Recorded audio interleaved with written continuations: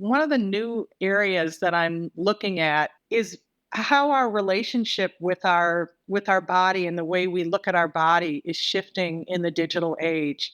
And I've coming to believe that we almost have what I would call a two body problem in a different way than academics used to refer to when they had a trailing spouse or two people needed a job. My my way of looking at this two body problem is that we have what I would call an actuarial body, and that's a term borrowed from a medical historian named Barbara Duden.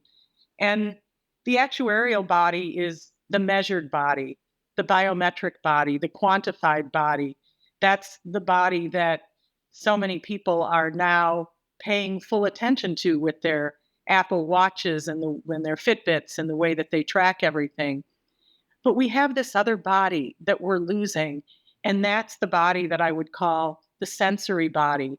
That's the felt, lived body that feels truly alive when we're outside and moving and feeling the feet on the ground, and when we're dancing and feeling the music in the present moment and how our body moves in that present moment way.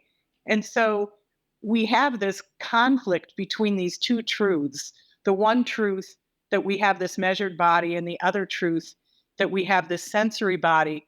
And we're not bringing the bodies together. In fact, we're moving them further and further apart. And this measured body that is getting all of our attention today is really the body that gives us data that can serve as an early warning system for disease. But it's not a body that's about being alive. And the other body, the sensory body, is the body that's about being alive. So, how do we get our attention back? Well, you started by talking about your trip to Thailand. And I'm guessing that even now, if I asked you about things you saw, you would remember the color. If I asked you about things that you tasted, you could describe meals.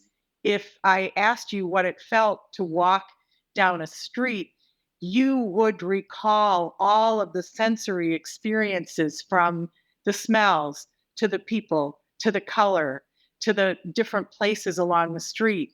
And if I asked you about your day today, I'm not sure that you could even remember what you had for breakfast or lunch, because you shifted from that experience of being in your sensory body on your trip. Even though you had an Oura ring that was measuring things, you were still mostly in that sensory body, Yeah.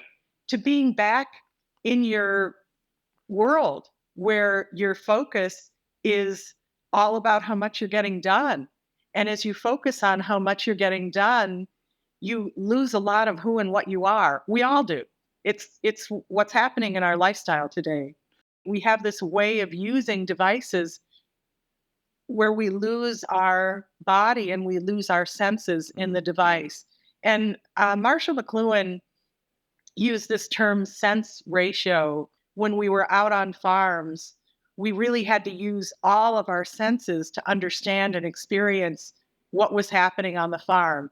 We used our ability to hear, to see. We recruited our sense of smell to understand and to interpret our world.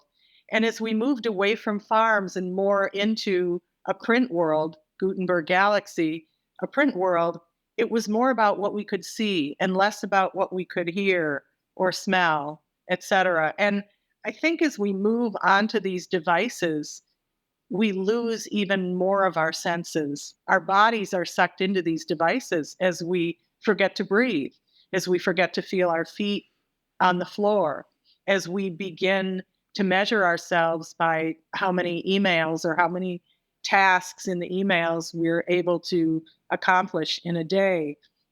And so, one of the things that I'd like to advocate for is coming to our senses, in every way, literally, figuratively. How can we come to our senses?